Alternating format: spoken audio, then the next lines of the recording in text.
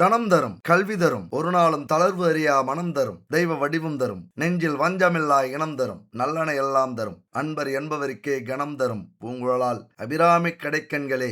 அன்பு மேஷராசி நண்பர்களுக்கும் தோழிகளுக்கும் பிள்ளைகளுக்கும் பெரியோர்களுக்கும் அன்பு வணக்கம். இந்த வீடியோவில் வாக்கிய பஞ்சாங்கப்படி சனி பயிற்சி உங்களுக்கு எப்படி இருக்க போகுது? திருக்கணித பஞ்சாங்கப்படி சனி பயிற்சி வந்து 10 மாசம் ஆயிடுச்சு. ஆனா வாக்கிய பஞ்சாங்கப்படி இப்பதான் வந்திருக்கு.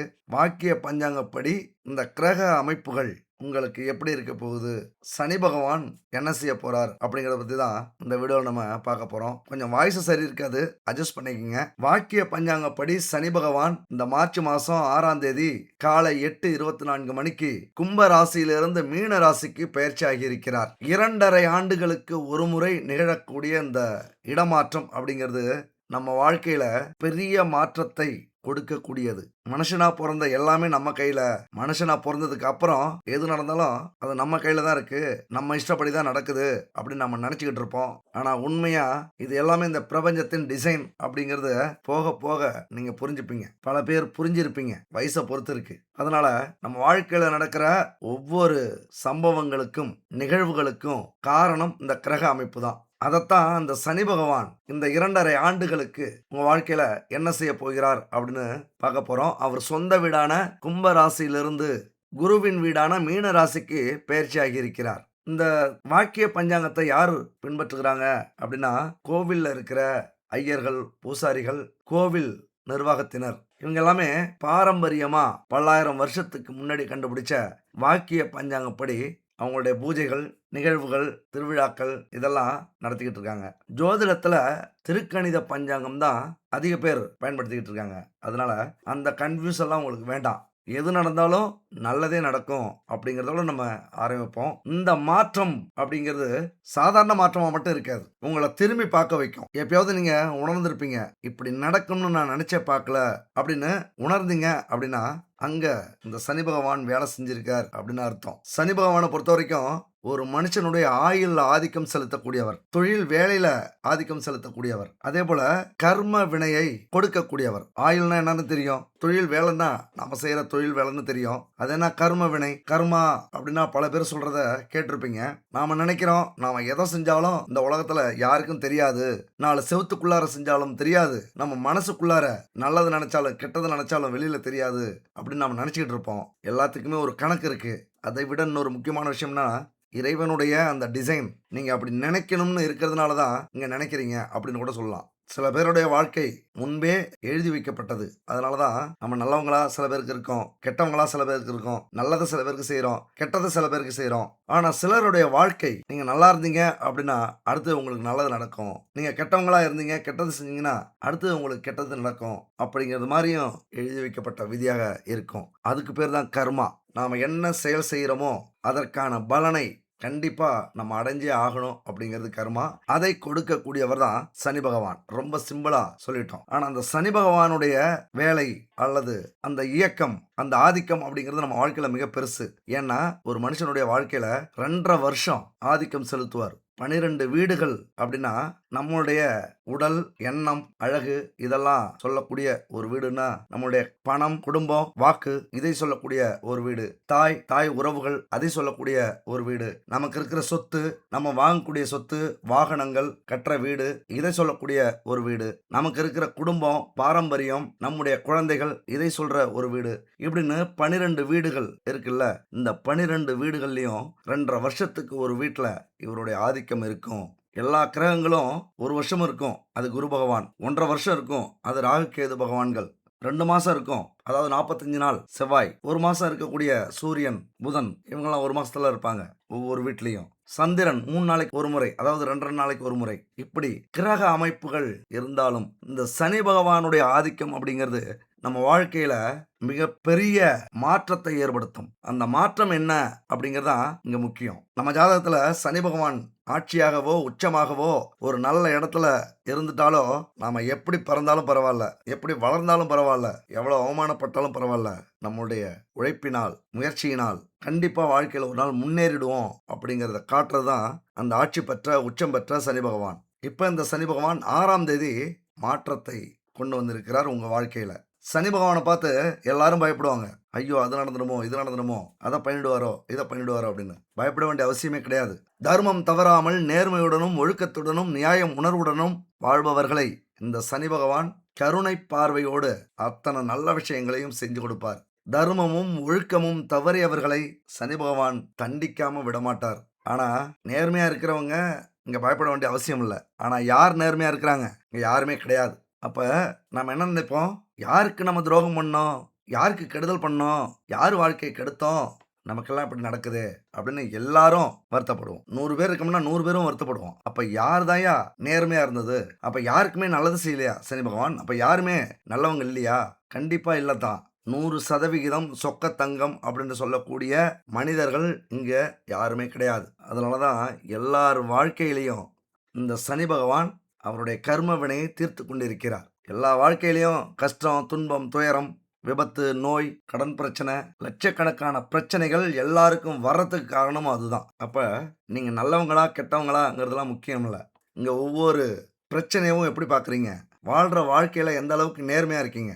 முடிஞ்ச வரைக்கும் யாருக்கும் துரோகம் பண்ணாம, உங்களுடைய உழைப்பினால் கிடைக்கக்கூடிய பலனை மட்டும் அனுபவிச்சுக்கிட்டு இருக்கீங்களா? அவ்வளோதான். அதனால இங்க சனி பகவான் வந்துட்டாரு, கெட்டவங்க மட்டும் தான் வருத்தப்படணும். நல்லவங்கலாம் கவலைப்பட வேண்டிய அவசியம் இல்ல.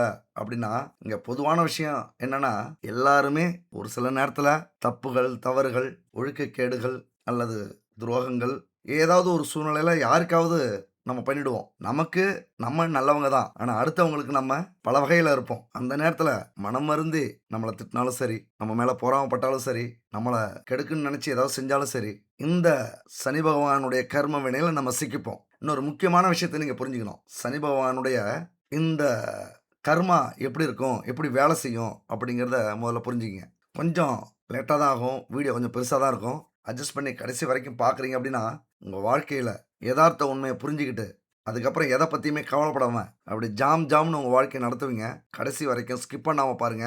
சனி பகவான் இந்த கர்ம வினைய எப்படி இப்ப தீர்க்க போறார் அப்படின்னு பார்த்தீங்கன்னா, ஒரு போர் விதின்னு ஒண்ணு இருக்கு. அந்த போர் காலம் தான் இந்த காலம். உண்மையா என்ன சொல்லணும் அப்படின்னா, போர் வந்தாச்சு. ஓடவும் முடியாது, ஒளியவும் முடியாது. சண்டை செய்ற காலம். சண்டை செஞ்சே ஆகணும். இந்த காலகட்டத்த பொறுத்தவரைக்கும், யுத்தத்துக்குள்ளார நீங்க வந்துட்டீங்க. உங்கள சுத்தி தான் இங்க போர் நடக்கப் போகுது. ஒரு போர்ல நீங்க இருக்கிறதா நெனச்சுக்கங்க.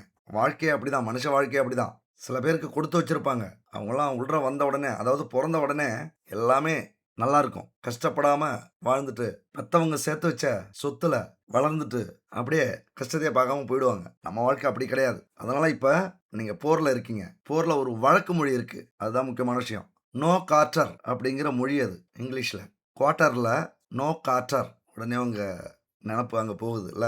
நோ கார்ட்டர் அப்படின்னா, போர் நடக்கும்போது சரணடையறவங்கள நம்ம என்ன சொல்லுவோம்? போர் கைதிகள் அப்படின்னு சொல்லுவாங்க. அதுல ஒரு விதி என்னன்னா, சரணடையறவங்கள கொல்லக்கூடாது. அவங்கள கைது பண்ணி சிறையில அடைக்கணும். அவங்கள பாதுகாக்கணும். அப்படிங்கிறது போர் விதி. ஆனா, இந்த நோ கார்ட்டர் அப்படிங்கிற ஒரு கொடூரமான விதியும் அங்க இருக்கு. அதாவது போர் நடக்கும்போது ஒரு நாடு நோ கார்ட்டர் அப்படின்னு அறிவிச்சுட்டா, அந்த நாட்டை எதிர்த்து போராடுகிற வீரர்களுக்கு எப்பொழுதுமே மன்னிப்பு கிடையாது. மரணம் ஒன்றுதான். மரணம் நிச்சயம். அங்க போர் விதி செயல்படாது. வலிமை இருக்கிறவன் பொழச்சுக்கலாம். வலிமை இல்லாதவனுக்கு மரணம் 100% உண்டு. அதனால அந்த போர் எப்படி இருக்கும்? இன்னும் உக்கிரமமா இருக்கும். நாம தான் சாவப் போறோமே. இன்னும் 4 பேர கொன்னுட்டு சாவோம். அப்படின்னு யாராவது நெனச்சுட்டாங்க அப்படின்னா, எவ்வளவு கொடூரமா அந்த களம் இருக்கும் அப்படின்னு பாருங்க. மரணம் ஏற்படுற வரைக்கும் அந்த மனிதன் போராடுவான். போராடிக்கிட்டே இருப்பான். அங்க என்ன நடக்கும்? ரத்த ஆறு ஓடும். கடைசி மூச்சு இருக்கிற வரைக்கும் அந்த போராட்டம் தொடரும். ஏன்னா, அங்க போராடித்தான் ஆகணும். சாவ தான் போறோம். அதுக்கு முன்னாடி 2 பேர கொன்னுட்டு சாவோங்கிற அந்த எண்ணம். அது மாதிரி தான் நோ கார்ட்டர் அப்படிங்கிறது உங்க வாழ்க்கையில எப்பொழுதுமே இருக்கு. ஆனா, இப்ப அது கன்ஃபார்ம். இந்த போர்ல இருந்து நீங்க தப்பிக்கவே முடியாதுங்க. பயமுறுத்துறேன்னு நெனைக்காதீங்க. இழப்பதற்கு எதுவும் இல்லை. எல்லாமே முடிஞ்சுச்சு. இனிமே என்ன செய்யணும் நீங்க? "கியாரே செட்டிங்கா முடிஞ்சவன் முன்னாடி வாங்கடான்னு" தில்லா நின்னு சண்டை செஞ்சே ஆகணுங்க. என் அன்பு மேஷ ராசி நண்பர்களுக்கு இந்த சனி பகவான் எங்க இருக்கார்? 12ஆம் வீட்டுக்கு வந்து சேர்ந்திருக்கிறார். இதுவரைக்கும் ஓரளவுக்கு அவமானப்பட்டாலும், கஷ்டப்பட்டாலும், ஓரளவுக்கு லாபத்த பார்த்திருப்பீங்க. பணகாச பார்த்திருப்பீங்க. வரவுக்கும் செலவுக்கும் இணையா இருந்திருக்கும். ஆனா இந்த பெயர்ச்சி நடந்ததுக்கு அப்புறம் நெறைய கடன் வாங்க வேண்டிய சூழ்நிலை வந்திருக்கும். திடீர்னு விபத்து நடந்திருக்கும். யாராவது உடம்பு சரியில்லன்னு வீட்ல சொல்லியிருப்பாங்க. அவங்கள ஹாஸ்பிட்டலுக்கு அழைச்சிட்டு போனா, இப்போவே ஆப்ரேஷன் பண்ணோம், ரூ. 1,00,000 பணத்தை எடுத்து வைங்க அப்படின்னு சொல்லியிருப்பாங்க. பிரச்சனையே இருந்திருக்காது. போலீஸ் வந்து அரெஸ்ட் பண்ணிட்டு போவாங்க. வழக்கு பதியப்பட்டிருக்கும். எப்பவோ செஞ்ச சின்ன விஷயம் இன்னைக்கு குடும்பத்துல பிரச்சனை நடக்கும். 4 பேர் அவமானப்படுத்துறது மாரி நாமளும் தெரியாம வாய விட்டுருவோம். அப்படியான ஒரு காலகட்டம். அதாவது என் அன்பு மேஷ ராசி நண்பர்களும், தோழிகளும் 7:30 சனிக்குள்ளார வரீங்க. அந்த போர்க்காலத்துக்குள்ளார வரீங்க. இங்க அமைதியா இருந்தீங்க அப்படின்னா, நம்மள புதைச்சுருவாங்க. சில மொழி இருக்கு. தூங்கும்போதே கால ஆட்டிட்டு தூங்கணும். இல்லன்னா செத்துட்டான்னு புதைச்சுருவாங்கன்னு சொல்லுவாங்க. அந்த மாதிரி எப்பொழுதுமே உஷாரா இருங்க. உஷாரா இருந்துட்டீங்க அப்படின்னா, மிகப்பெரிய ஒரு வெற்றி உங்களுக்கு காத்திருக்கு. இதுவரைக்கும் வாய் சவடால்ன்னு நீங்க பேர் எடுத்திருப்பீங்க. பேச்சு தான் வேற ஒண்ணும் இல்ல அப்படின்னு எல்லாரும் சொல்லியிருப்பாங்க. உங்க முன்னாடி பயந்தவங்க பின்னாடி நக்கல் பண்ணியிருப்பாங்க. நீங்க தான் நினைச்சிட்டு இருப்பாங்க, பரவால்ல நமக்கு கௌரவம் நல்லா இருக்கு. நம்மள நெறைய பேர் மதிக்கிறாங்க அப்படின்ட்டு. அப்படி இல்ல. உண்மையா புறம் பேசினவங்க நெறைய பேர். உங்கள எப்படி கெடுக்கணும் அப்படின்னு உங்களுக்கு தெரியாமலே கெடுத்தவங்க நெறைய பேர். வெள்ளத்தி மனம் அப்படின்னு சொல்லுவாங்கல்ல, அது மேஷ ராசிக்கு நிறைய உண்டு. தங்கமான குணம். இது புகழ்ந்து பேசுறதுக்காக இல்ல. எல்லாத்தையும் விட்டு குடுக்குற ஒரு குணம், பெருந்தன்மை அப்படின்னு சொல்லுவாங்கல்ல, அது உங்களுக்கு 100% உண்டு. "பேசிட்டு போறான் விட்றா, பேசிட்டு போறான் விட்றா, யார்றா? நம்ம மாமன்டா, மச்சான்டா, விட்றா" அப்படின்னு பெரிய பெரிய துரோகிகளையே விட்டு வச்சவங்க. ஆனா எதிர்த்து நின்னுட்டாங்கன்னா, அவங்க காலி தான். அதாவது வேட்டை அப்படின்னா எப்படி இருக்குன்னு நெறைய பேர் பார்த்துருக்க மாட்டாங்க. நீங்க வேட்டையாடும்போது தான் அவங்களுக்கு தெரியும். வேட்டை அப்படின்னா என்னன்னு. அவங்க வாழ்க்கைய "போதும்டா சாமி, உங்கள தொட்டது தப்பு தான்" அப்படின்னு மிரண்டு அடிச்சு ஓடுவாங்க. அப்படி இருந்த உங்கள் வாழ்க்கை, உண்மையா நீங்க சிங்கம் தான். ஆனால் சில நேரத்துல சிங்கமும் அசிங்கப்படும். ஆனா அசிங்கப்பட்டது கூட அந்த சிங்கத்துக்கு தெரியாது. "விட்றா, நண்பன் தானே, சொந்தக்காரன் தானே, அண்ணன் தானே, அக்கா தானே, தோழி தானே" இப்படின்னு அலட்சியமா போயிடுவீங்க. இந்த காலகட்டத்துல உங்களை அவமானப்படுத்தியவர்களும், ஏளனமாக பேசியவர்களும், புறம் பேசியவர்களும் வரிசையா வந்து நிப்பாங்க. உங்க முன்னாடி வெட்கப்பட்டு நிக்க போறாங்க. உங்களை அவமானப்படுத்தியவர்களும், கேலி கிண்டல் செய்தவர்களும் மனம் வருந்தி, "நீங்க எப்பொழுதுமே கெத்து தான். உன்ன மாதிரிலாம் யாரும் இல்ல தலைவா. நான் கூட தப்பா நெனச்சுட்டேன். உண்மையா எனக்கு இந்த மாரி நல்லது நெனைப்ப, நல்லது செய்வ அப்படின்னு நெனச்சு பார்க்கல" அப்படின்னு மன்னிப்பு கேட்பாங்க. உங்களுடைய அத்தனை பிரச்சனைகளும் காணாம போகுது. குடும்பத்திலேயே மரியாதை இருந்திருக்காது. அதுதாங்க முக்கியம். இன்னைக்கு விழுந்து விழுந்து உங்கள கவனிக்கும். உங்களை விட்டு விலகிச் சென்றவர்கள் வருத்தப்படுவாங்க. கண்டிப்பா உங்க கூட சேர்ந்துரணும் அப்படின்னு வருவாங்க. உங்களை பற்றி தவறாக புறம் பேசியவர்கள் காணாம போயிடுவாங்க. காணாம போனவங்க தவம் கிடப்பாங்க உங்களுக்காக. தடைகள் நீங்கி ஏராளமான நன்மை நடக்க போகுதுங்க இந்த 7:30 சனியில. மேஷ ராசிக்கு 7:30 சனி. எல்லாரும் சத்தியமா தயவு செஞ்சு பயப்படாதீங்க. சனி பகவான் இருக்கிற கிரகத்திலேயே உயர்ந்த குணம் கொண்டவர். யார் கொடுத்தாலும் உடனே எடுத்துருவாங்க. அது நிலையில்லாத ஒரு செல்வமா இருக்கும். சனி பகவான் கொடுத்தா உங்களுடைய சந்ததி 7, 8 சந்ததி வரைக்கும் யாருமே சம்பாதிக்கலனாலும் பரவால்ல. உங்களுடைய செல்வம் நிலைச்சு நிக்குங்க. சனி பகவான் அவ்வளவு பெரிய பெருந்தன்மையானவர். அவருக்கு 2டே விஷயம் தாங்க. எளியவர்களை மதிக்கணும். உண்மையா உழைக்கணும். இந்த 2 விஷயம் தான். இந்த 2 விஷயத்தையும் உங்க வாழ்க்கையில நீங்க கவர் பண்ணிட்டீங்க அப்படின்னா, எந்த கொம்பனுக்கும் பயப்பட வேண்டியதில்ல. எவ்வளவு பெரிய ஆளா இருந்தாலும் இருக்கட்டும். போயிட்டே இருக்கலாம். திருமண தடைகள் அவமானமா தான் இருந்திருக்கும் இதுவரைக்கும். ஏன்னா உங்களுடைய அதிபதி செவ்வாய், சூரியன் உச்சம். உடனேலாம் திருமணம் நடந்திருக்காது. ஆனா இப்ப நடக்கும். ஊர் மெச்ச, உலகம் மெச்ச அப்படியே வேட்டி சட்டையில மாலை மரியாதையோட அப்படியே தெருவுல 2 பேரும் நடந்து வர போறீங்க. கேவலமா பார்த்த, கிண்டல் பண்ண அத்தனை கண்களும் எரிஞ்சு பொசுங்க போகுது. அது மட்டும் இல்ல, பல வருடம் புத்திர சந்தானம் இல்லாம தவிச்சுக்கிட்டு இருந்திருப்பீங்க. அதெல்லாம் நீங்க போகுது. அழகான குழந்தை உருவாக போகுது உங்களுக்காக. ஏன்னா குலதெய்வத்தினுடைய அருள் உங்களுக்கு அற்புதமா கிடைக்க போகுது. அருமையான வாழ்க்கைய நீங்க வாழப் போறீங்க. இருக்கிற தடை நீங்கினாலே போதும். உங்க வாழ்க்கையில வேலையில தடை, தொழில்ல தடை, குடும்பத்துல எத எடுத்தாலும் தடை, சுபகாரிய தடை, புரமோஷன் தடை, ஒரு இடத்துக்கு போறதா இருந்தாலும் தடை. இப்படி தடைகளை நீக்கினாலே உங்க வாழ்க்கை சொர்க்கமா மாறிடும். அந்த தடையை நீக்கப் போகிறார் சனி பகவான். நிறைய பணம் வந்து சேர போகுதுங்க. நிறைய பணம் கொட்ட போகுது. அது மட்டும் இல்ல, பழைய கடன் அத்தனை கடனையும் அடைக்க போறீங்க. புது கடன் நிறைய வாங்க போறீங்க. ஆனால் அது சுப கடனா இருக்கும். கடன் இல்லாம எப்பொழுதும் இருக்காதீங்க. கடன் இருந்தா தான் உங்களால இந்த கண் திஷ்டிய கழிக்க முடியும். ஏன்னா பணம் நெறையா இருக்குங்க. உங்களுக்காக இந்த பிரபஞ்சம் நெறைய கொட்டி குடுத்துருக்கு. ரெடியா இருக்கு. அதெல்லாம் உங்ககிட்ட வரப்போகுது. கடனே வாங்காம செலவு பண்ணாதீங்க. கடன் வாங்கி செலவு பண்றாங்க அப்படிங்கிற ஒரு பேர ஊர்ல உருவாக்குங்க. சுபகாரியங்கள் நெறைய நடக்க போகுது. கடன் வாங்கி செய்ய போறீங்க. ஏன்னா விரையாதிபதி 7:30 சனியில நான் விரயமே பண்ண மாட்டேன், கடனே வாங்க மாட்டேன், செலவே பண்ண மாட்டேன் அப்படின்னா என்ன செய்வார் சனி பகவான்? கர்மாவ தீர்க்கணும்ல. உடனே ஒரு விபத்து, ஒரு நோய், ஒரு பெரிய வழக்கு, இப்படி தேவையில்லாத செலவை கொண்டு வந்து புகுத்துவார். அது நமக்கு தேவையில்ல. ஒரு கடன் வாங்குங்க, தொழில செய்யுங்க, நிலம் வாங்குங்க, நகை வாங்குங்க. கடன் வாங்கி இதை இந்த காலகட்டத்தில் செய்தீர்கள் என்றால் அது உங்களுக்கு மிகப்பெரிய லாபமா வந்து சேரும். கடன் வாங்காம நீங்க இருந்தீங்க அப்படின்னா கண் திஷ்டி அதிகரிக்கும். ஊரெல்லாம் உங்களே நினைச்சிட்டு இருப்பாங்க. அது உங்களுக்கு நெகட்டிவாக மாறும். கடன் வாங்கி பரவால்ல, கடன் வாங்கி செலவு பண்றான். கடன் வாங்கி சொகுசா இருக்கணும்னு ஆசைப்படுதா? கடன் வாங்கி கார் வாங்கணுமா? கடன் வாங்கி வீடு கட்டணுமா எப்படி? ஏன் அடக்கமா கட்டிக்க கூடாதா? என்னமோ இவ்ளோ உழைச்சு குடுக்கறது மாரி. அப்ப அவர்களுக்கெல்லாம் வயித்துல பால் வார்க்கணும். அப்பன்னா என்ன செய்யணும்? கடன் பிரச்சனையால நம்ம தவிக்கிறது மாரி அவங்கள்ட்ட காட்டிக்கணும். நாம சந்தோஷமா இருந்தா அவங்க சந்தோஷமா இருக்க மாட்டாங்க. உங்க உறவுகள், நண்பர்கள் சந்தோஷமா இருக்கணும் அப்படின்னு நீங்க நெனச்சீங்க அப்படின்னா, நீங்க கஷ்டமா இருக்கிறது மாரி காட்டிக்கங்க. ஸ்டேட்டஸ் வைங்க. அப்ப அவங்கலாம் சந்தோஷமா இருப்பாங்க. அப்ப என் அன்பு மேஷராசி நண்பர்களே, உறவுகளே, இந்த காலகட்டத்தில நெறைய கடன் வரப்போகுது. ஆனா நெறைய செல்வம் சேரப்போகுது. வீடு கட்டுவீங்க, சொத்து வாங்குவீங்க, கல்யாணம் பண்ணுவீங்க, நகை வாங்குவீங்க, தொழில் ஆரம்பிப்பீங்க. எல்லாத்தையும் இந்த 7 1/2 வருஷத்துல முடிக்க போறீங்க. அதுதான் உங்களுக்கு மிகப்பெரிய மாற்றம். இது எல்லாமே சும்மா உட்காந்துட்டு உங்கள்ட்ட பேசணும்னு நான் பேசல. நேரங்காலம் இல்லாம பேசல. வெட்டி பேச்சு இல்ல. என் வாழ்க்கையில் 100% இது நடந்தது. இந்த 7 1/2 சனி வர்றதுக்கு முன்னாடி நான் இருக்கேனா என்னன்னு ஊருக்கே தெரியாது. ஊர விட்டு எங்கேயோ கடந்தேன். 30 வருஷம். நான் யாருன்னே தெரியாது நெறைய பேருக்கு. ஆனா 7 1/2 சனி வந்தது. 30 வருஷம், 35 வருஷமா கிடைக்க வேண்டிய அத்தனை விஷயங்களும் இந்த 7 1/2 சனியில எனக்கு கிடைச்சிச்சு. நான் சாதிக்கணும்னு நெனச்ச 50% முடிஞ்சுச்சு. இதுக்கு மேல ஒரு 50% போராடுவேன், ஜெயிப்பேன், சாதிப்பேன். அப்ப முக்கிய காரணம் என்னன்னா 7 1/2 சனி தான். அதனால என் அன்பு உறவுகளே பயப்படாதீங்க, சந்தோஷப்படுங்க. கனவுகள் அத்தனையும் நனவ போகுது. சொந்த வீடு வரப்போதுங்க, சொந்த வாகனம் வரப்போதுங்க. இதுவரைக்கும் சைக்கிள் தான் ஓட்டிட்டு இருந்திருப்பீங்க. இல்லன்னா ஓட்ட வண்டி 20 வருஷமா ஓட்டிட்டு இருக்கிற டிவிஎஸ் 50 பைக் இப்படி ஓட்டிட்டு இருந்திருப்பீங்க. இப்ப சொகுசான வாகனம், 4 சக்கர வாகனம் வாங்கி கலக்க போறீங்க.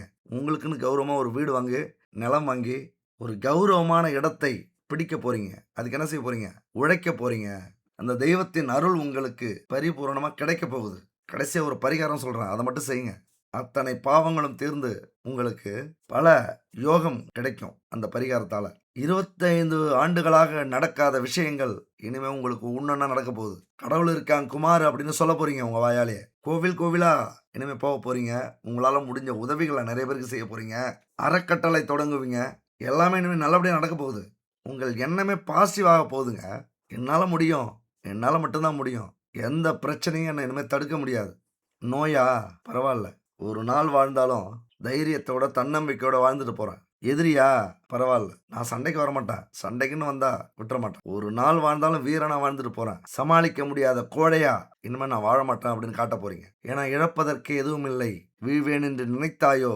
இந்த வார்த்தைலாம் உங்க மனசுல இனிமே வந்து விழும். மேஷ ராசிய பொறுத்தவரைக்கும் தெய்வங்கள் உங்க கூடவே இருக்கு. நெறைய விஷயத்துல நீங்க பார்த்திருப்பீங்க. எல்லாமே போயிடுமோன்னு நெனச்சிருப்பீங்க. திடீர்னு ஒரு ஒரு ஆதரவு கிடைக்கும். ஒரு உயிர் கிடைக்கும். திடீர்னு மீண்டு வருவீங்க. அது எல்லாமே தெய்வங்கள் இருக்கு அப்படின்னு உங்களுக்கு காட்டுறதுக்காக. உத்தியோகத்துல சாதிக்க போறீங்க.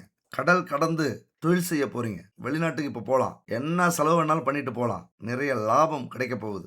அது மட்டும் இல்ல 50 வயதுக்கு மேல மேஷ ராசியா இருந்தீங்க அப்படின்னா, பல அதிர்ஷ்டங்கள் கிடைக்கும். 10 வயசுக்கு மேல 18 வயசுக்கு மேல இருந்தீங்க அப்படின்னா, கொஞ்சம் சோதனையான காலகட்டமா இருக்கும். படிப்புல கவனம் வராது. வேலையில கவனம் வராது. இந்த ஆண், பெண் விஷயத்துல கொஞ்சம் வீக்கா இருப்பீங்க. கொஞ்சம் அவமானப்படுத்துறதுக்கு முயற்சி பண்ணோம். ஆனா இன்னும் நடுத்தர வயதா இருந்தா 40 வயதா இருந்தா போராட்டங்கள அதிகமா சந்திப்பீங்க. இப்ப இருக்கிற அந்த வயதிலேயே 20 வயதும் அதிக பிரச்சனை இருக்காது. மேலோட்டமா இருக்கும். 50 வயதுல அதிர்ஷ்டம் கண்டிப்பா உண்டு. ஆனா அந்த 35, 40 வயதுல இருக்கிறவங்களுக்கு மிகப்பெரிய போராட்டம். அவங்களுக்கு தான் அந்த நோ காட்டர் அப்படிங்கிற ஒரு போர் விதி. சண்டை செஞ்சே ஆகணும் மாப்ள.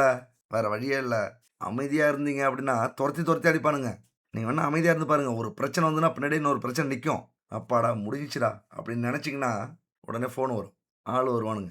இல்லன்னா, வந்தவன் போனவன் தெரிஞ்சவன்லாம் சொல்லுவான். இந்த பிரச்சனை இருக்கு அப்படின்னு. நெறைய கவனிச்சிருப்பீங்க. இனிமே அப்படி கேட்பீங்க. அப்ப நடுத்தர வயதுடையவர்கள் 30லேருந்து 50 வயசுக்குள்ளார இருக்கிறவங்களுக்கு மிகப்பெரிய போர் சண்டை செஞ்சே ஆகணும். பல பாதிப்புகள் வரலாம். நம்ம பார்க்காத பாதிப்பா? நாம போடாத சண்டையா? நமக்கு வராத கோபமா? இங்க வந்து நிதானத்தோட உங்க வாழ்க்கைய நீங்க கவனிக்கிறீங்க அப்படின்னா, இளம் வயது உங்களுக்கு திரும்பும். நிறைய யோசனை கிடைக்கும். சுறுசுறுப்பா மாறுவீங்க. திட்டமிட்டு செயல்படுவீங்க.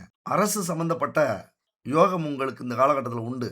அரசு துறை, அரசியல்வாதிகள், அரசு அதிகாரிகள் இவங்களுக்கெல்லாம் ஒரு முன்னேற்றமான வாழ்க்கை. பதவி உயர்வு, சம்பள உயர்வு, உங்களுக்கு தேவைப்படுற இடத்துல இடமாற்றம், ஒரு மகிழ்ச்சி, சந்தோஷம் இதெல்லாம் கிடைக்கக்கூடிய ஒரு அற்புதமான காலகட்டம். பெரிய பொறுப்புலாம் கிடைக்கும். வாழ்க்கைனா இது இவ்வளவுதான் அப்படிங்கிற ஒரு அனுபவத்துல இனிமே நிதானமா நடந்துப்பீங்க.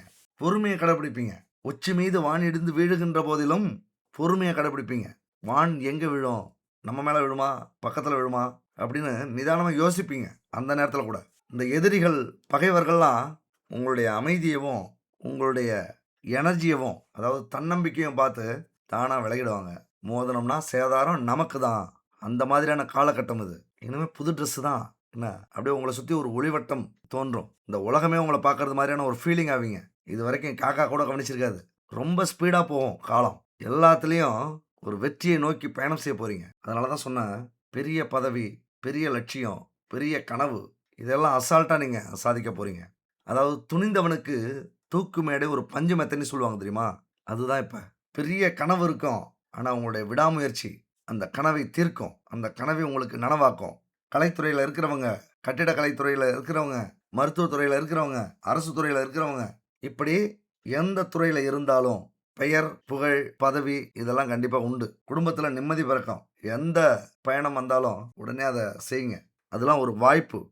யார் கூப்பிட்டாலும் மிஸ் பண்ணாதீங்க. அதேபோல எந்த வாய்ப்பு வந்தாலும் மிஸ் பண்ணாதீங்க. கொஞ்சம் உடற்பயிற்சி மட்டும் எடுத்துக்கங்க. அதேபோல மௌன பயிற்சி ரொம்ப முக்கியம். தியானம் அதை விட முக்கியம். ஆன்மீகம் அதை விட முக்கியம். இந்த காலகட்டத்தில உழைக்கிறதுக்கு நீங்க துணிஞ்சிட்டீங்க அப்படின்னா, எல்லாத்தையும் எதிர்த்து போராடுறதுக்கு துணிஞ்சிட்டீங்க அப்படின்னா, சண்டை செஞ்சே ஆகணும் அப்படின்னு முடிவு பண்ணிட்டீங்க அப்படின்னா, இந்த தியானம் பண்ணுங்க. ஆன்மீகத்தில சேருங்க. ஆன்மீகத்தில சேர்றதுன்னா, அது ஒரு ஸ்கூலோ, காலேஜ்லாம் இல்ல. நம்ம வாழ்க்கை முறைய கொஞ்சம் மாத்திக்க போறோம். எது நடந்தாலும் இறைவன நெனச்சுக்கிறது. காலையில இறைவன நெனச்சுக்கிட்டு ஆரம்பிக்கிறது அந்த நாளை. ஒரு திருநீரு மனசுல குலதெய்வம், இஷ்ட தெய்வங்கள். அதுக்கு ஒரு சூடம் சாம்பிராணி. இதுதான் ஆன்மீக ஈடுபாடு அப்படிங்கிறது. நம்பிக்கையோட செயல்படுங்க. என் அன்பு உறவுகளே, நண்பர்களே, தோழிகளே, இந்த ஆன்மீக சிந்தனை அப்படிங்கிறது, இந்த ஆன்மீக ஈடுபாடு அப்படிங்கிறது, நம்ம எங்க கடந்தாலும் சரி, சாக்கடையிலே இருந்தாலும் நம்மள சாதிக்க வைக்கும். அணிலாகவே இருந்தாலும் அக்னி குஞ்சுகளாக நம்மள மாற்றும். ஆன்மீகத்துக்கு அவ்வளவு வலிமை உண்டு. அதுல இறங்குனவங்க என்னைக்குமே தோத்ததே கிடையாது. எங்கெங்கேயோ இருந்தவங்க நெறைய சொல்றத நம்ம கேட்டுருக்கோம். இந்த கடவுள கும்பிட்டேன், இந்த கோவிலுக்கு போனேன், என் வாழ்க்கையே மாறிடுச்சு. நெறைய கேள்விப்பட்டுருக்கோம். அதெல்லாம் பொய்ன்னு நெனைக்கிறீங்களா? உங்க வாழ்க்கையில உண்மையா உணர்ந்து பாருங்க. உண்மையா செஞ்சு பாருங்க. சனி பகவான் என்னதான் நம்ம துணிச்சலா இருந்தாலும், என்னதான் நம்ம அரச வாழ்க்கை வாழ்ந்துகிட்டு இருந்தாலும், அவர் கர்மாவ தீர்க்கணும் அப்டின்னா, நம்மள ஒரு வழி பண்ணிடுவாரு. அப்ப எவ்வளவுதான் நீங்க துணிச்சல் உங்களுக்கு இருந்தாலும், உழைக்கிறதுக்கு நீங்க தயாரா இருந்தாலும், ஆன்மீக ஈடுபாடு அப்படிங்கிறது இந்த காலகட்டத்தில உங்கள ஒரு படி மேல தூக்கி நிறுத்தும். உங்க வழக்கமான வேலைகள உங்களால செய்ய முடியாம போகும். பல தடைகள் ஏற்படுத்தும். ஒரு பெரிய காரியத்துக்காக போயிட்டுருப்பீங்க. ஒரு வேலை தேடுறதுக்கு போறீங்கன்னு வச்சுக்கங்களேன். ஒரு ஆஃபீஸ்லேருந்து லெட்டர் வருது. ஒரு கம்பெனிலேருந்து வேலைக்கு போறீங்க அப்டின்னா, இடையில ஒரு சைக்கிள்காரன் மோதி நம்ம ஹாஸ்பிட்டல் போக வேண்டிய சூழ்நிலை வந்துரும். ஒரு சிம்பிள் கால் தடுக்கி விழுந்து முட்டில அடிபட்டு தடை ஏற்படும். அப்ப சோர்வு, தோய்வு, உடம்புல பாதிப்பு இதெல்லாம் வந்து நம்மளுடைய பிரச்சனைக்கு இன்னும் அதிக கஷ்டத்த குடுக்கும். அப்ப அதெல்லாம் நடக்கக்கூடாது அப்டின்னா, நம்ம மனசு தெளிவா இருக்கணும். ஆன்மீக சிந்தனை இருக்கணும். அப்படி சாமிய நம்ம இஷ்ட தெய்வத்த வணங்கிட்டு போறோம் அப்டின்னா, தெளிவா போவோம். ஒரு பாசிட்டிவ் எனர்ஜி நமக்குள்ளார இருக்கும். இடிக்க வந்த கார் கூட ஒதுங்கி விலகி போகும். அப்படி ஒரு சக்தி உண்டு.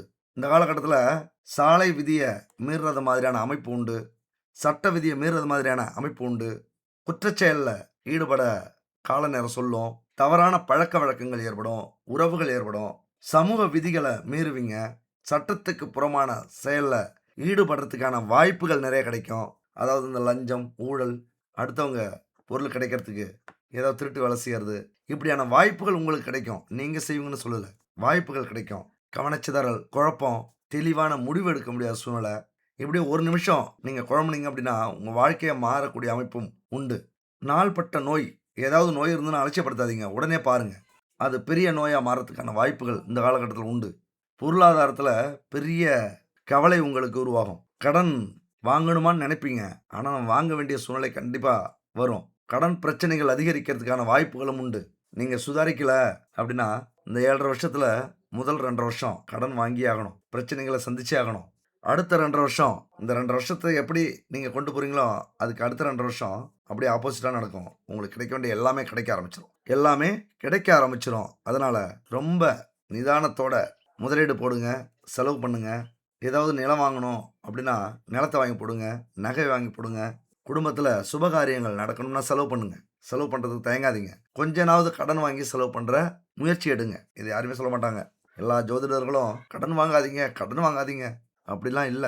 7:30 சனினாலே கடன் வாங்கியே ஆகணும். அதுக்கு நீங்க எதுக்கு கடன் வாங்குறீங்க அப்படிங்கிறது தான் உங்களுடைய புத்திசாலித்தனம். குடும்பத்தில தேவையில்லாத பிரச்சனைகள் வரும். கணவன் மனைவிக்குள்ளார விவாதம் வரும். குடும்ப பிரச்சனைகள், அதாவது குடும்பத்த பத்தி உயர்வா பேசிக்கிறது. ஒரு வெட்டி பிரச்சனைன்னு சொல்லுவாங்க தெரியுமா? காரணமே இருக்காது. ஒரு பணத்தாலேயோ அல்லது சாப்பாட்டுக்கு வழி இல்லாமலோ அதுக்கெல்லாம் பிரச்சனை வராது. என் குடும்பம் பெருசா, உன் குடும்பம் பெருசா? நீ எங்க போன? யார பார்க்க போன? ஏன் இவ்வளோ லேட்டு? இப்படி குடும்பத்துக்குள்ளாரே தேவையில்லாத பிரச்சனைகள் தான் இந்த காலகட்டம் உருவாகும். அப்ப நம்ம குடும்பத்தில என்ன நடக்கும்? போர் தான். மனுஷங்கள இந்த 6 விஷயங்கள் ஆட்டி படைக்கும். சத்ரிபு அப்படின்னு சொல்லுவாங்க. இத நல்லா நீங்க புரிஞ்சுக்கணுங்க. அதாவது 6 விஷயங்கள்னா ஆசைகள், கோபம், பேராசை, பற்று, பொறாமை, ஈகோ அப்படிங்கிற இந்த 6 விஷயங்களும் இந்த காலகட்டத்தில உங்களுக்கு ஏற்படும். அப்ப என்ன ஆகும்? இந்த 6 விஷயங்கள் ஏற்பட்டது அப்படின்னா, கண்டிப்பா உங்க வாழ்க்கையில மிகப்பெரிய மாற்றம் உருவாகும்.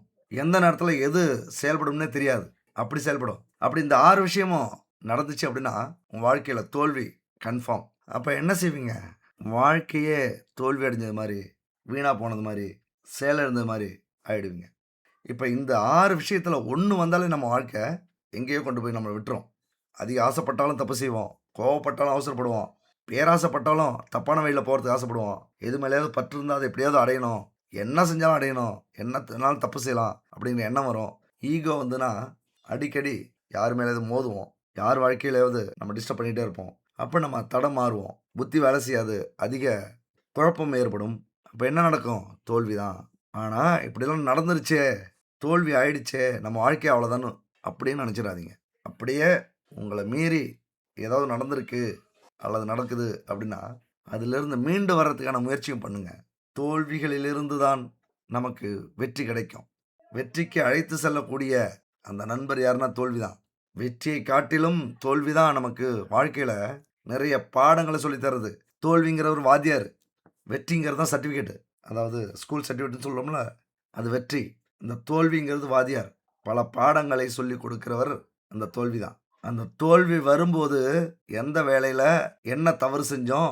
யார் செஞ்சது? யாரால அந்த தவறு நடந்தது? அத எப்படி சரி பண்ணணும்லாம் தெரிஞ்சுக்கணும். அது நம்மள சரி பண்றதுக்கு உதவுது. அடுத்து நம்ம என்ன செய்யணும் அப்படின்னு முயற்சி பண்ணவும் வைக்குது. உண்மையான வெற்றி அடையணும் அப்படின்னா, இந்த தோல்வி அடைஞ்சா மட்டும் தான் நம்மளால வெற்றி அடைய முடியும். இந்த ஒரு விஷயத்த மட்டும் நீங்க தெரிஞ்சுக்கங்க.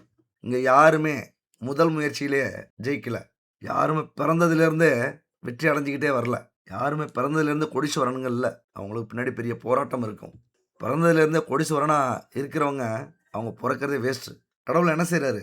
அவங்கள ஒரு பொம்மை மாரி பொறக்க வச்சு, பொம்மையாகவே வாழ வச்சு, பொம்மையாகவே கடைசி வாழ்க்கைய முடிச்சுட்டு அனுப்புறாரு. அப்படி ஒரு பொம்மை நீங்க இல்ல.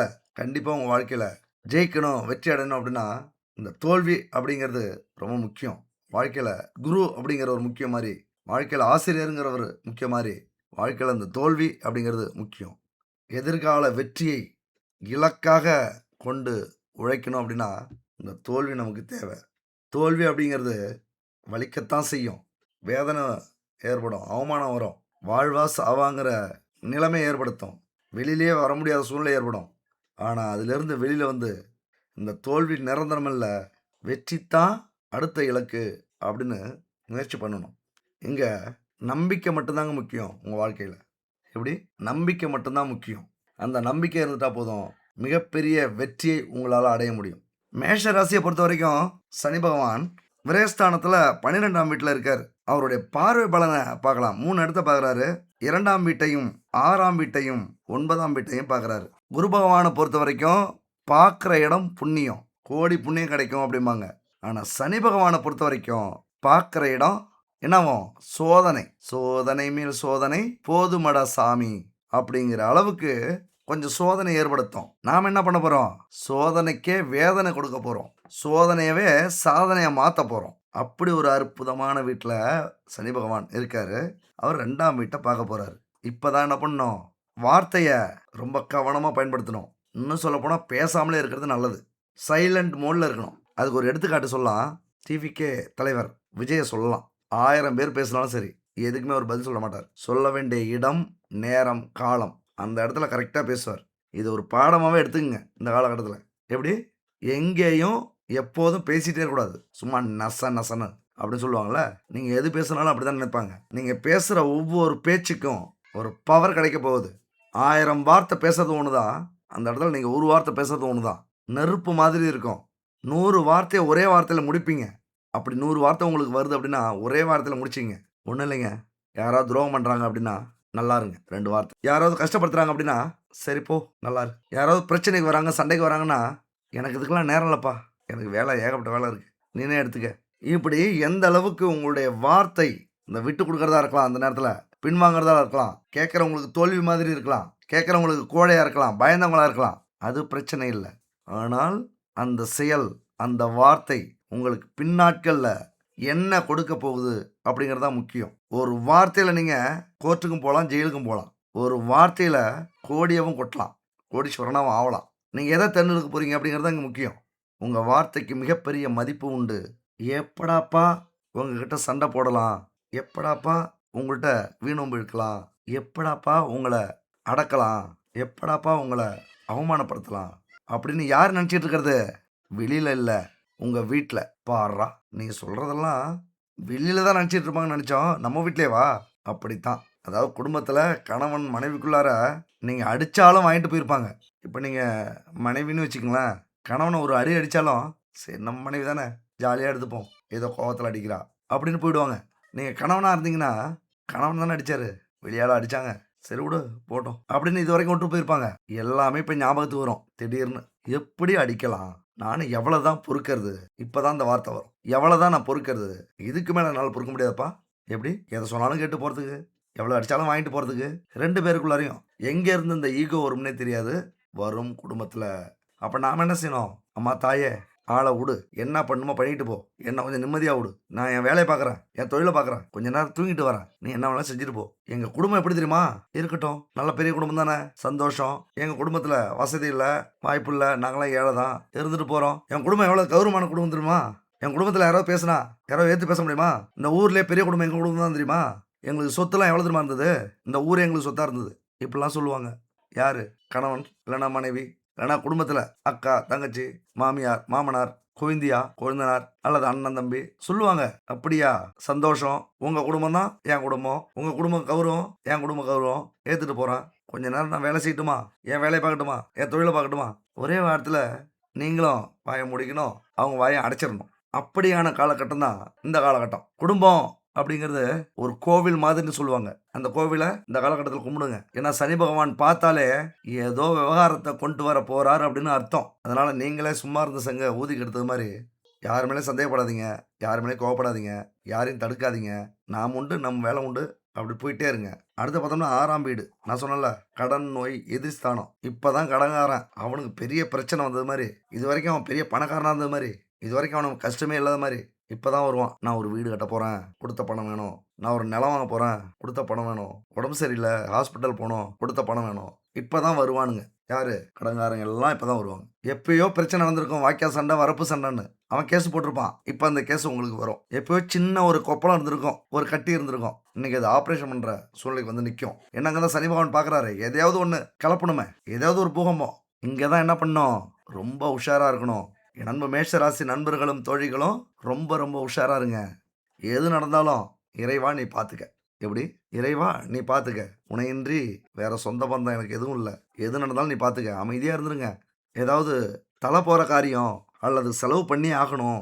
உயிர் விஷயம் அப்படின்னா மட்டும் கடன் வாங்க முயற்சி பண்ணுங்க. இந்த கௌரவத்துக்காக அல்லது சுகத்துக்காக இல்லனா இடம் வருது கடன் வாங்கி இடம் வாங்குவோம். இந்த வாகனம், இந்த கார் நல்ல காரா வருது கார் வாங்குவோம். அல்லது அங்க பாரு எப்படி வீடு கட்டுருக்கானு பங்களா மாதிரி. நம்மளும் ஒரு வீட்ட கட்டுவோம் அப்படின்னு கடன் வாங்கி வீட்ட கட்டுறது. இப்படி முயற்சி பண்ணீங்க அப்படின்னா என்ன ஆகும்? மிகப்பெரிய தர்ம சங்கடத்தில் போய் சிக்கிப்பீங்க. அதனால கடன் கொடுத்தவங்களே வந்தாலும் கடன் வாங்கி அந்த கடனை அடைக்காதீங்க. ஐயா கொஞ்சம் டைம் கொடுங்க. வேலை செய்ய ஆரம்பிச்சிட்டேன். தொழில் செய்ய ஆரம்பிச்சிட்டேன். வருமானம் வர ஆரம்பிச்சிருக்கு. அடைச்சிருவேன். கொஞ்சம் கொஞ்சம் அடைச்சிருவேன். உங்க பணத்தை ஒரு பைசா கூட ஏமாத்த மாட்டேன். கொஞ்சம் பொறுத்துருங்க. ரெக்வஸ்ட் கேளுங்க. கடன்காரன் வீட்டுக்கு வந்தா உட்கார வச்சு ஒரு டீயை கொடுத்து சமாதானப்படுத்துங்க. நான் வரலாம்னு நினைச்சேன். நீங்க வந்துட்டீங்க அப்படின்னு. ஃபோன் வருதா? ஐயா இப்போ உடனே வரேன் உங்க வீட்டுக்கு. அவன் நினைச்சுப்பான் சரி பணத்தை கொடுக்கறது தான் வரங்கிறாரு. நம்ம கோவத்துல இருக்கோம். கோவமா பேசணும் அப்படின்னு ஃபோன் எடுத்து பேசியிருப்பாங்க. ஐயா இப்போ உடனே வரேன் அப்படின்னு சொல்லிட்டீங்க அப்படின்னா, கோவம் தணிஞ்சிரும். நேர்ல போங்க. சொல்லிட்டு போகாம விட்றாதீங்க. உங்க கடன குடுக்கறது தான் ஏற்பாடு பண்ணிட்டு இருக்கேன். ரெடி ஆயிடும். கொஞ்சம் பொறுத்துக்குங்க. இத்தன வருஷம் பொறுத்தாச்சு. கண்டிப்பா குடுத்துருவேன். நானே ஃபோன் பண்ணலாம்னு நெனச்சேன். நீங்க பண்ணிட்டீங்க. அதான் வந்துட்டேன். கவலைப்படாதீங்க. ஒரு பைசாவோட ஏமாத்த மாட்டேன். ஏமாத்துற குடும்பத்திலயா நம்ம பொறந்திருக்கோம்? எனக்கு ஆசை தான். சத்தியமா நீங்க உழைச்ச பணத்த, நீங்க கஷ்டப்பட்டு குடுத்த பணத்த நான் ஏமாத்த மாட்டேன். குடுத்துர்றேன். கொஞ்சம் எனக்காக. இவ்வளவு பிரச்சனை இருக்கு. அவ்வளோதான். பேசுனா எந்த பெரிய பிரச்சனையா இருந்தாலும் தீர்க்கலாங்க. எவ்வளோ பெரிய எதிரியா இருந்தாலும் சரி பண்ணலாம். துரோகியா இருந்தாலும் மன்னிச்சுட்டு போங்க. அது அடுத்த விஷயம். இந்த காலகட்டத்தில இப்படி ஒரு அற்புதமான ஐடியாலாம் உங்களுக்கு வரணும். அதாவது எப்பொழுதுமே இந்த விஷயத்த மட்டும் புரிஞ்சுக்கங்க. பிரச்சனைன்னு வந்தா, அத வளர்க்கறதுக்கு முயற்சி பண்ணாதீங்க. அத எப்படி முடிக்கணும் அப்படின்னு மட்டும் முயற்சி பண்ணுங்க. அந்த பிரச்சனை வளரவே வளராது. ஈஸியா சிம்பிளா முடிஞ்சிரும். உங்க மேல மதிப்பும், மரியாதையும் ஏற்படும். அடுத்து பார்த்தீங்கன்னா 9வது வீட்ல பாக்கியஸ்தானத்தில சனி பகவான் பார்க்குறாரு. பாக்கியஸ்தானத்தில சனி பகவான் பார்த்தார்னா, அப்பா கொஞ்சம் சண்டை போட்டுட்டே இருப்பாரு. சொத்து பிரச்சனை வரும். ஏதாவது தடை வரும். அதாவது ஒரு வேலை உங்களுக்கு வந்துரும். வீட்டுக்கு லெட்டர் வந்துரும். ஆனா ஆள் எடுத்துட்டுன்னு சொல்லுவாங்க. போய் கேட்டீங்கன்னா. ஒரு தொழில் ஆரம்பிக்கிறதுக்கு பேங்க்ல பணம் குடுக்குறேன்னு சொல்லுவாங்க. ஆனா இப்ப போய் கேட்டீங்கன்னா, பணம் இன்னும் வரலைங்க. வேற எங்கேயோ குடுத்துட்டாங்க அப்படிம்பாங்க. அதாவது இந்த வாய்ப்புகள் இருக்குல்ல, கொஞ்சம் தள்ளி போகும். தடை ஏற்படும். கொடுத்து வச்சவன்டான்னு சொல்றோம்ல, அந்த கொடுத்து வச்சவன்டாங்கிற வார்த்தை நமக்கு கிடைக்காது. இந்த அதிர்ஷ்டம் கொஞ்சம் கஷ்டம். அப்ப என்ன பண்ணணும்? கடன் வாங்கி ஒரு வேலை செய்யணும்னு இருந்தீங்க அப்படின்னா, உழைச்சு வேலை செய்யணும் அப்படின்னு நினைச்சுக்கங்க. ஐயோ! அந்த வாய்ப்பு போச்சே அப்படிலாம் யோசிக்காதீங்க. நமக்கு கொடுத்து வச்சது அவ்வளோதான். என்ன செய்யணும்? உழைச்சு அந்த பிரச்சனைய தீர்க்கணும் அப்படிங்கிற மாரியான எண்ணம் இந்த காலகட்டத்தில வந்துட்டா போதும். இந்த சனிய, இந்த 7 சனிய அழகா, அற்புதமா அனுப்பிடலாம். சரி, பரிகாரம் அப்படின்னு சொன்னோம்ல, இங்க தான் நீங்க கவனமா கேட்கணும். சனி பகவான பார்த்து யாரும் அச்சப்படாதீங்க. அவர் ஒரு பாடம் கத்துக் குடுக்குற ஆசிரியர் அப்படின்னு சொன்னான். ஒழுங்கா நம்ம கடமைய செஞ்சாலே, உண்மையா உழைச்சாலே, எளியவர்களுக்கும், வயதானவர்களுக்கும், உயிரினங்களுக்கும் நேர்மையா இருந்தாலே, இந்த சனி பகவானுடைய அருள் நமக்கு பரிபூரணமா கிடைக்கும். "சனிய போல கொடுப்பாரும் இல்லை, சனியை போல கெடுப்பாரும் இல்லை" அப்படிங்கிற பழமொழி 100க்கு 1000% உண்மை. 1000 துரோகத்தையே நீங்க பண்ணியிருந்தாலும் சரி, அது சூழ்நிலை. 1000 கெடுதல் பண்ணியிருந்தாலும், அது அந்தந்த காலகட்டம். 1000 கெட்டது நீங்க பண்ணியிருந்தாலும், அது நேரம், விதி.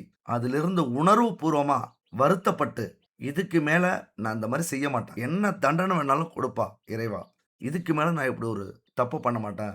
அப்படின்னு ஒரு வார்த்தை மட்டும் சொல்லிட்டீங்க அப்படின்னா, அங்கிருந்து உங்களுடைய கர்ம வினை அகல ஆரம்பிக்கும். அங்கிருந்து என்ன பிரச்சனை வந்தாலும், பிரச்சனை இல்லாத மாரி ஒரு ஃபீல் ஆகும் உங்களுக்கு. அப்ப சனி பகவான் அப்படிங்கிறவரு பல பிரச்சனைக்கு தீர்வு கொடுக்கிறவர். பல பிரச்சனைய கொடுக்கிறவரு, அந்த பிரச்சனைக்கு தீர்வையும் கொடுக்கிறவர் அவர்தான். அப்ப என்ன செய்யணும்? சனி பகவானை சந்தோஷப்படுத்தக்கூடிய இந்த பரிகாரத்த செய்யுங்க. ஒண்ணும் இல்லைங்க. காலையில எழுந்திருச்சு, குளிச்சுட்டு, பச்சரிசி கோல மாவு இருக்குல்ல, அத சாதாரணமா நம்ம நெனச்சுப்போம். அந்த பச்சரிசி கோல மாவ அரைச்சு, பொடியாவும் அரைக்கலாம். தண்ணி மாதிரி இந்த கோலம் விடுவாங்கல்ல, அப்படி வச்சுக்கங்க. காலையில கோலத்த விட்டுட்டு, பூஜை அறைக்கு வந்து, தெய்வங்களுக்கெல்லாம் கொஞ்சம் பூ வச்சுட்டு, சூடம், சாம்பிராணி, அகர்பத்தி, பஞ்சதீப எண்ணெய் இருந்ததுன்னா, அத ஏத்தி வச்சுக்கங்க. ஒரு பச்சை கற்பூரம், ஒரு துளி ஏத்திக்கங்க. அத உங்க பைக்குள்ளாரையும் போட்டுக்கங்க. பச்சை கற்பூரம் பணத்தை இழுக்கக்கூடியது. பஞ்சகாவிய எண்ணெய் இந்த பிரபஞ்சத்த தன் வசப்படுத்தக்கூடியது. முக்கியமா பச்சரிசி கோலமாவு எதுக்குன்னு உங்களுக்கு சொல்ல வேண்டியதில்ல. 1000 பேருக்கு நம்மளால அன்னதானம் செய்ய முடியுமா? மனிதர்களுக்கு ஒரு ரூ. 1000 ஒரு நாளைக்கு நமக்கு உதவி பண்ண முடியுமா நம்மளால? முடியாது. அப்ப அந்த உயிரினங்களுக்கு இந்த பிரபஞ்சத்தோடைய விதி என்ன தெரியுமா? சனி பகவானுடைய விதி என்ன தெரியுமா? நீங்க எத்தன உயிரினங்களுக்கு உதவி செஞ்சிருக்கீங்க அப்படிங்கிறது தான் கணக்கு. அது யானைக்கா அல்லது பூனைக்கா? ஈக்கா? எறும்புக்கா? மனிதர்களுக்கா? விலங்குகளுக்கா? அப்படிங்கிற கணக்கு கிடையாது. அதுதான் நமக்கு சனி பகவான் குடுத்திருக்கிற மிகப்பெரிய பாக்கியம். 1000 மனிதர்களுக்கு செய்யக்கூடிய அன்னதானம் இருக்குல்ல, 1000 எறும்புக்கள், பூச்சிக்கள் அன்னதானம் செஞ்சது மாரி இந்த பச்சரிசி கோலமாவால கோலம் போடுறது வீட்டு வாசல்ல. 33,00,00,000 தேவர்கள நம்ம வீட்டுக்கு அழைக்கிறது. எவ்வளவு பெரிய புண்ணியம் தெரியுமா அது? 1000 பேருக்கு அன்னதானம் போடுறதும், இந்த எறும்புகள், பூச்சிகளுக்கு பச்சரிசிய குடுக்கறதும் மிகப்பெரிய ஒரு பாக்கியம். சனி பகவானுக்கு ரொம்ப பிடிக்கும். அப்படியே அத செஞ்சுட்டு தீபம் ஏத்தி, நெய் தீபம் ஏத்தலாம். இல்லன்னா நல்லெண்ணெய் தீபம் ஏத்திக்கங்க. இல்லன்னா பஞ்ச தீபம் ஏத்திக்கங்க. இல்லன்னா 3 விளக்கு இருந்ததுன்னா 3லயும் நல்லெண்ணெய், பஞ்சதீப எண்ணெய், நெய் 3 விளக்கும் ஏத்தி வச்சுக்கிட்டு உட்காருங்க. 7 தலைமுறைக்கு முன்னாடி செய்த பாவங்கள் தீரும். இந்த பரிகாரம் செஞ்சீங்கன்னா. அலட்சியப்படுத்தாதீங்க. 7 தலைமுறைக்கும் முன் செய்த பாவங்கள் தீரும்போது என்ன நடக்கும்? உங்க வாழ்க்கையில அப்படியே எல்லாமே அற்புதம் நடக்கும். அப்படியே அமைதியா உட்கார்ந்து இந்த மந்திரத்த சொல்லுங்க. எந்த மந்திரம்? ஓம் ஷம் சனிச்சராய நம அப்படிங்கிற இந்த மந்திரம். இந்த மந்திரத்த 108 முறை சொல்லுங்க. சொல்லிடலாம் ஒரு 10 நிமிஷம். 108 முறை கண்டிப்பா சொல்லிடலாம். இந்த மந்திரத்த மட்டும் 108 முறை சொல்லிட்டீங்க அப்படின்னா, உங்க வாழ்க்கையே மாறும்.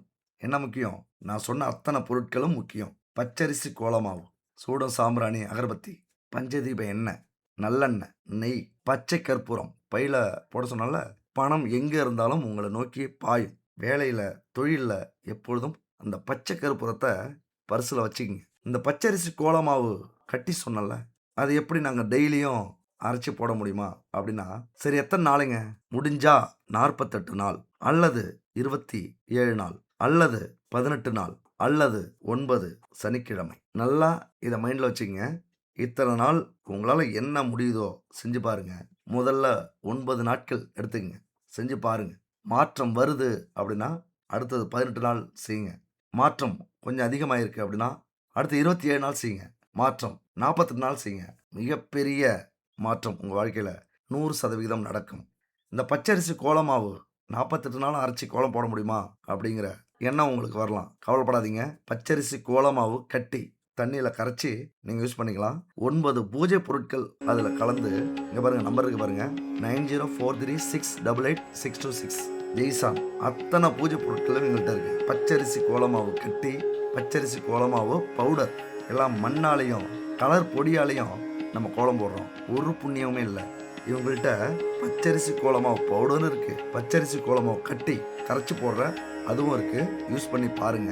அது மட்டும் இல்ல, உணவு சம்பந்தப்பட்ட அத்தனை பொருட்களும் பாரம்பரியமான தானியங்கள், மூலிகைகள் இது கலந்த அத்தனை பொருட்களும் இருக்கு. வெப்சைட்ல போய் செக் பண்ணி பாருங்க. www.jaisan.in அப்படிங்கிற வெப்சைட்ல போய் பாருங்க. உங்களுக்கே பிடிக்கும். சுத்தமான நெய், சுத்தமான எண்ணெய், இப்படி சுத்தமான பாரம்பரியமான அத்தனை பொருட்களும் கிராமத்துல இருந்து பண்ணி கொடுத்துட்ருக்காங்க. வாங்கி என்ஜாய் பண்ணுங்க. சாமிக்கு தானே தரமில்லாத பூஜை பொருட்களை பயன்படுத்தலாம் அப்படின்னு அலட்சியப்படுத்துனீங்க அப்படின்னா உங்களுக்கு கிடைக்கிற பலனும் குறைவாக இருக்கும். தரமான சுத்தமான பொருட்களை வாங்கி பயன்படுத்துறதுக்கு முயற்சி பண்ணுங்க. சரி, இப்படி இத்தனை நாள் 108 முறை சொல்றீங்க அப்படின்னா உங்களுக்கு வெற்றியை தவிர வேற எதுவுமே இல்லை. வெற்றி மட்டும்தான். உங்க வாழ்க்கையில எல்லாமே சந்தோஷமா நடக்கும், சுகமா நடக்கும். இந்த சனி பயிற்சியை என்ஜாய் பண்ணுவீங்க. உங்க வாழ்க்கையில எவ்வளவு பெரிய கஷ்டம், துன்பம், துயரம் இருந்தாலும் அத்தனையும் காணா போயிடும். இங்க இதை செய்யணும் அப்படின்னா உங்களுக்கு என்ன வேணும்? நம்பிக்கை மட்டும்தான் வேணும். இது வரைக்கும் நீங்க பார்த்துருப்பீங்க, தன்னம்பிக்கை ரொம்ப முக்கியம். தன்னம்பிக்கை மட்டும்தான் வெற்றிக்கான ஒரே ஆயுதம். என்ன நம்புறீங்களோ இல்லையோ, உங்க அப்பா அம்மாவை நம்புறீங்களோ இல்லையோ, கணவன் மனைவியை நம்புறீங்களோ இல்லையோ, குழந்தைகளை நம்புறீங்களோ இல்லையோ, இந்த உலகத்துல யாரை நம்புறீங்களோ இல்லையோ, கடவுளையும் கூட நம்புறீங்களோ இல்லையோ, உங்களை நீங்கள் நம்பினாலே போதும். அத்தனை பேரையும் நம்புவீங்க. அத்தனை நல்ல விஷயமும் உங்க வாழ்க்கையில நடக்கும். கடலளவு கஷ்டம் வந்தாலும் கையளவு தன்னம்பிக்கை இருந்தால் போதும். கடைசியா என்ன சொல்லி முடிக்கிறேன் அப்படின்னா, தோல்விகள் வரும்போது துவண்டு விடாதீர்கள். எந்த பிரச்சனையுமே, எந்த துக்கமுமே, எந்த அழுகையுமே, எந்த இழப்புமே, எந்த துரோகமுமே, எந்த அவமானமுமே நிரந்தரம் கிடையாது. அசைக்க முடியாத தன்னம்பிக்கையோட, மன வலிமையோட போராடுங்க. வெற்றி நிச்சயம். வெற்றி உங்கள் வசம். அதனால உங்க வாழ்க்கையில இந்த 4 பேரை மட்டும் எப்பொழுதுமே சேர்த்துக்குங்க. யாருங்க அந்த 4 பேர்? உங்க வாழ்க்கையில அந்த ஒரு பாட்டு இருக்குல்ல, 4 பேருக்கு நன்றி, அந்த 4 பேருக்கு நன்றி அப்படின்னு சொல்லுவாங்கல்ல. இந்த 4 பேரை சேர்த்துக்குங்க. அன்பு, அறிவு, பொறுமை, தன்னம்பிக்கை. இந்த 4 பேரும் உங்களுக்கு நல்ல துணைவர்கள். இந்த வாழ்க்கை பயணத்துல இந்த 4 பேரை சேர்த்துக்கிட்டீங்க அப்படின்னா வெற்றி, இன்பம், செல்வம், அமைதி, நிம்மதி எல்லாமே உங்களை தேடி வரும். வாழ்க வளமுடன். எப்பொழுதுமே கன்ஃபியூஸா இருக்காதீங்க. கான்ஃபிடன்ஸா இருங்க. வெற்றி நிச்சயம். நல்லதே நடக்கும்.